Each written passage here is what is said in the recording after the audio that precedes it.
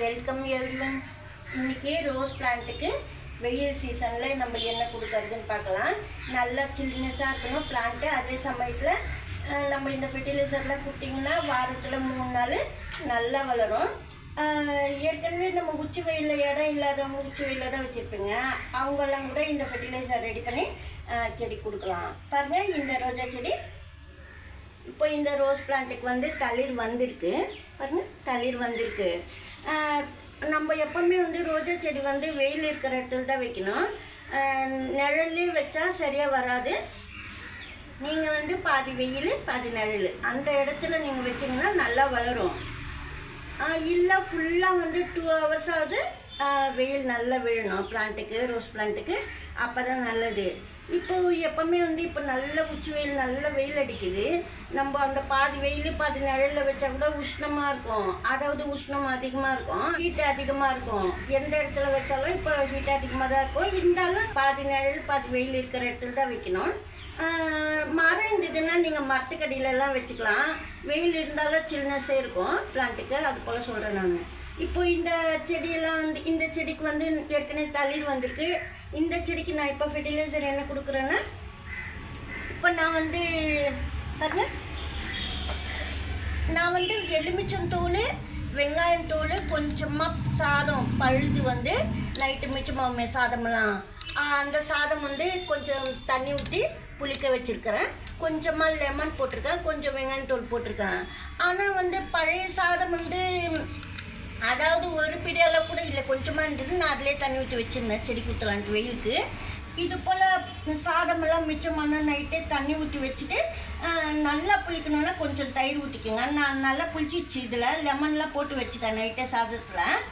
ஒரு lemon peels வந்து நீங்கள் அப்படியே சாதத்தில் தண்ணி ஊற்றி 1 கிளாஸு, ஒரு பிடி சாதம் இருந்ததுன்னா 2 கிளாஸ் தண்ணி ஊற்றிட்டு 2 லெமன் பீல்ஸோ ஒன்றா போட்டுட்டு அதுக்கப்புறமா ஒரு பிடி வெங்காயத்தூள் அது போல் போட்டு நைட்டே தண்ணியில் போட்டுடுங்க. மறுநாள் வந்து நல்லா புளிச்சு செடிக்கு ஃபெர்டிலைசர் ரெடி ஆகிடும். ஆனால் நான் வாரத்தில் 3 days ஊற்றலான்னு சொன்ன சம்மர் சீசனுக்கு என்ன வாட்டருன்னா ஆனியன் பீல்ஸ் வாட்டர் மட்டுமே நான் சொல்கிறேன்.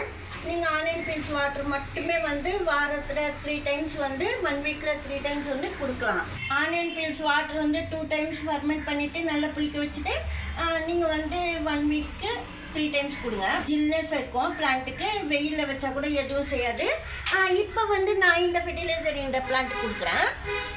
அதாவது வெங்காயத்தூள், கொஞ்சம் எலுமிச்சந்தூள், கொஞ்சம் சாதம் பழைய சாதம் அது போல் இருக்கிறது புளிக்க வச்சு நான் இந்த செடி கொடுக்குறேன். நல்லாயிருக்கும். ரோஸ் பிளான்ட்டெல்லாம் நல்லா வளரும். சப்போஸ் பழைய சாதம் இல்லைன்னா நீங்கள் அரிசி மாவு கூட அந்த இடத்துல யூஸ் பண்ணிக்கலாம். பெரிய கிளாஸு, சின்ன கிளாஸில் 2 கிளாஸ் வாட்ரு. இது போல் இந்த லிக்விட் ஃபெர்டிலைசர் வந்து 1 பங்கு. நீங்கள் வந்து நல்லா திக்காக தான் இருக்குது ஃபெர்டிலைசர், நல்லா பழைய சாதம் நிறைய இருந்ததுன்னா நீங்கள் வந்து 5 பங்கு வாட்டர் கலந்துக்கணும். நான் வந்து 3 பங்கு தண்ணி ஊற்றுனேன். பாருங்கள், இது போல் வந்து கலந்துக்கிட்டு பிளான்ட்டு கொடுக்கணும். சூப்பராக செடி வளரும் ரோஸ் பிளான்ட்டு.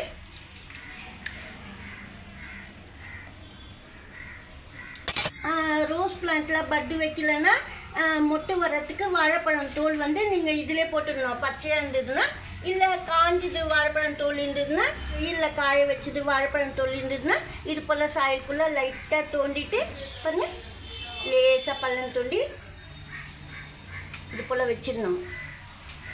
இது போலலாம் நீங்கள் வச்சிங்கன்னா பூக்காத ரோஸ் பிளான்ட் கூட பூக்கும். ஆனால் இப்போ வந்து வெயிலுக்காக இந்த ஃபெர்டிலைசர் நான் லிக்விட் ஃபெர்டிலைசர் கொடுக்குறேன்.